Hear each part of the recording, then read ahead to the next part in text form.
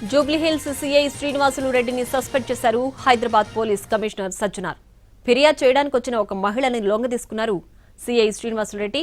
తర్వాత మహిళ వీడియోలను అడ్డం పెట్టుకుని డబ్బులు లాగారు. కొన్ని రోజులు మహిళతో కలిసి ఒకే ఇంట్లో నివసించినట్లు దర్యాప్తులో తేలింది. తర్వాత మహిళను వదిలించుకునే ప్రయత్నం చేశారు శ్రీనివాసులు రెడ్డి.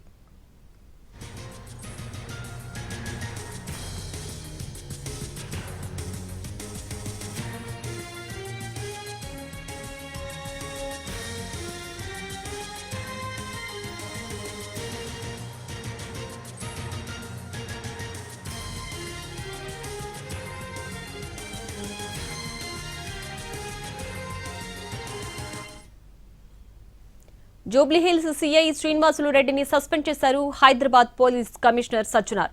ఫిర్యాదు చేయడానికి వచ్చిన ఒక మహిళని లొంగదీసుకున్నారు సీఐ శ్రీనివాసులు రెడ్డి. తర్వాత మహిళ వీడియోలను అడ్డం పెట్టుకుని డబ్బులు లాగారు. కొన్ని రోజులు మహిళతో కలిసి ఒకే ఇంట్లో నివసించినట్లు దర్యాప్తులో తేలింది. తర్వాత మహిళను వదిలించుకునే ప్రయత్నం చేశారు శ్రీనివాసులు రెడ్డి. దీనికి సంబంధించి పూర్తి డీటెయిల్స్ మా ప్రతినిధి రాధాకృష్ణ ఫోన్ లైన్లో అందిస్తారు. రాధాకృష్ణ, సంగారెడ్డి జిల్లా అమీన్పూర్ పోలీస్ స్టేషన్ లో 3 ఏళ్ల పాటు సీఐగా పనిచేస్తున్న సమయంలో ఒక బాధిత మహిళ ఫిర్యాదు చేయడానికి రావడం, ఆమెను మాటల్లో పెట్టి ఆమెతోటి పరిచయం పెంచుకొని ఆ తర్వాత ఆమెతో పాటు కలిసి ఉండడం చేశాడు ఇన్స్పెక్టర్ సిఐ. ఇతని పైన వచ్చిన అనేక ఈ ఫిర్యాదుల మేరకు అధికారులు ఒక ఇంటర్నల్ దర్యాప్తు అనేది ప్రారంభించడం జరిగింది. దీంతో శ్రీనివాస్ రెడ్డికి సంబంధించిన అభియోగాల పైన కొన్నిటిని అధికారులు వాటిని సేకరించడం జరిగింది. ఇందులో ప్రధానంగా ఎవరైతే బాధిత మహిళ ఉన్నారో ఈ బాధిత మహిళ 2 రోజుల క్రితం బీజేపీ కార్యాలయానికి వచ్చి శ్రీనివాస్ రెడ్డి ఇన్స్పెక్టర్ సంబంధించిన అతని పైన పూర్తి స్థాయి ఎవిడెన్స్ అన్నిటి కూడా అది అందించడం జరిగింది.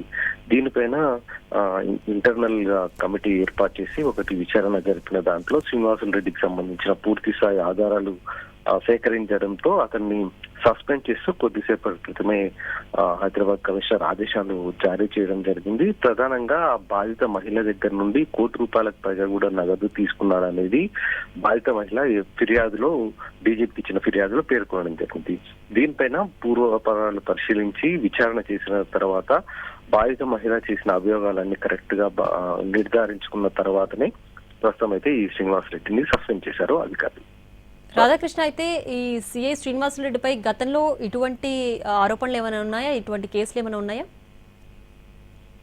గతంలో ఇతనిపై వచ్చిన ప్రధానంగా ఏవైతే ఆరోపణలు కావచ్చు, అభియోగాలు కావచ్చు, ఇందులో ప్రధానంగా మాత్రం బాధిత మహిళ ఇచ్చిందే అత్యధికంగా ఉందనే మనం చెప్పాలి. ఎందుకంటే ఆమె ఫిర్యాదు చేయడానికి వచ్చిన ఒక బాధిత మహిళ, ఆమెను న్యాయం చేయాల్సింది పోయి ఆమెను ట్రాప్ చేసి ఆమెతో వివాహేతర సంబంధాన్ని పెట్టుకోవడం, అంతేకాకుండా ఆమెకు సంబంధించిన డబ్బులని దాదాపు ₹1,00,00,000 పైగా డబ్బులను కూడా తీసుకున్నాడు అనేది మహిళ ఫిర్యాదులో పేర్కొనడం జరిగింది. అలాగే తన పదవికి సంబంధించి అంటే విధి నిర్వహణలో కొంత డబ్బును ఇచ్చి ఆయన పదవి పొందాడని, ఆ తర్వాత అక్కడి నుండే హైదరాబాద్ అంటే సంగారెడ్డి జిల్లా అమీన్పూర్ నుండి హైదరాబాద్ లోని జూబ్లీహిల్స్ లాంటి పోలీస్ స్టేషన్ కి ఎస్హెచ్ఓగా రావడానికి నా డబ్బులే వినియోగించాలంటూ కూడా ఆమె ఫిర్యాదులో పేర్కోవడం జరిగింది.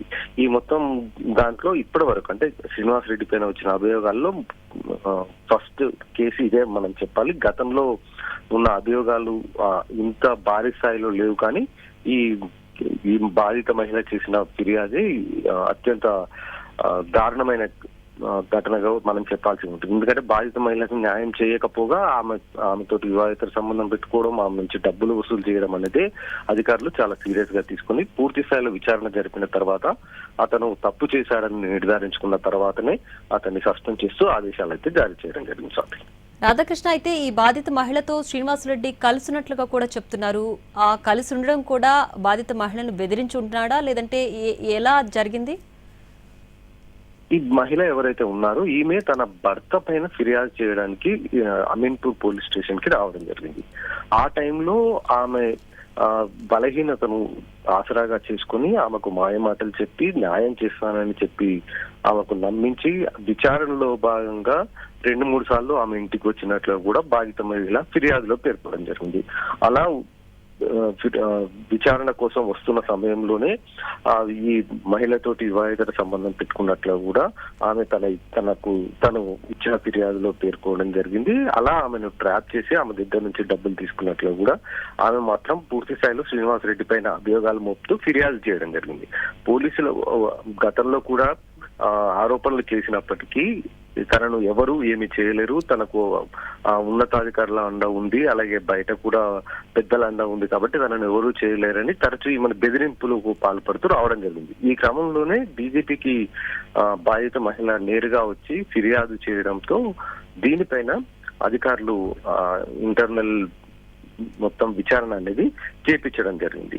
దీంతో అతను పూర్తి స్థాయిలో విచారణలో బాధిత మహిళ ఏవైతే అభియోగాలు పేర్కొందో అవన్నీ కూడా కరెక్టే అంటూ కూడా విచారణ చేసిన కమిటీ చెప్పడంతో అతనిపై శాఖపరమైన చర్యలు అయితే తీసుకుని అందులో భాగంగానే సస్పెండ్ చేశారు. అలాగే ఇతను ఆమెను బెదిరింపులకు పాల్పడినట్లు కూడా గుర్తించడం జరిగింది.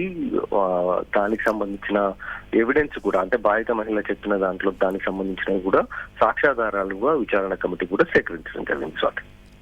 Right Radhakrishna, thanks for the updates. Telugu రాష్ట్రాల నీట్ చరిత్రలో కొత్త అధ్యాయానికి నాంది ఎస్ఆర్. ఇది ప్రతి తెలుగు విద్యార్థి విజయం. మన తెలుగు విద్యార్థి తెలుగు గడ్డపై నుంచి ఎగురవేసిన విజయకేతనం. ఆల్ ఇండియా జనరల్ కేటగిరీలో 9వ ర్యాంక్, 720కి 705 మార్కులు. తెలుగు రాష్ట్రాల్లో ఏ ఒక్క విద్యా సంస్థకి 720కి 705 మార్కులు రాలేదు, ఒక్క ఎస్ఆర్ కి తప్ప. It's an open challenge. Telangana రాష్ట్రంలో నంబర్ 1, ఏపీలో నంబర్ 1, కర్ణాటకలో నంబర్ 1, మొత్తం సౌత్ ఇండియాలో ఎస్ఆర్ ఆధిపత్యం.